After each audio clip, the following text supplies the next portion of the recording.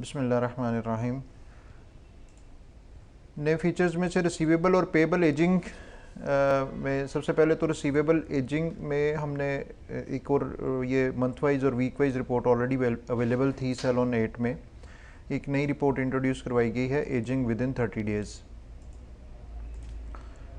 ये हम इस पर क्लिक करते हैं तो यहाँ पे ये देखें कि हमारे पास अवेलेबल है एजिंग 7 और 14 डेज़ के बाद 18, 21, 24, 27, 30 और 30 प्लस डेज़।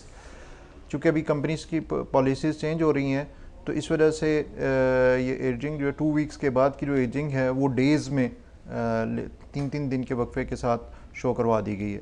इसके बाद पेबल एजिंग जो कि सेलोन 8 में नहीं थी वो इंट्रोड्यूस करवाई गई है। पेबल एजिंग कि अगर आपने पेबल एजिंग देखनी है, सेम रिपोर्ट अगर आप पेबल में देखना चाहते हैं कि आपने टोटल कितनी पेमेंट करनी है सर्टेन डेज़ के अंदर, तो आप ये देख सकते हैं।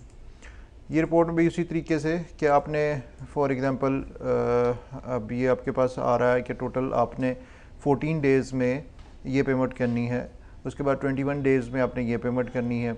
ये 19 से 21 डेज़ हुए हैं, इसको 19 से 21 डेज़, 21 से अबव नहीं हुए। अगर 21 से अबव हो जाते तो ये 24 डेज़ में आ जाता।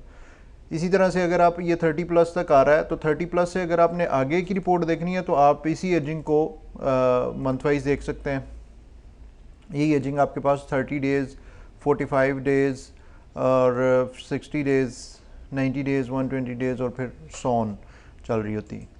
सो ये रिसीवेबल और पेबल एजिंग की पेबल एजिंग तो रिपोर्ट थी नहीं पहले सेलोन 8 में, ये भी हमने इस सेलोन एक्स में दी है और रिसीवेबल एजिंग में एक और रिपोर्ट ऐड करवा दी गई।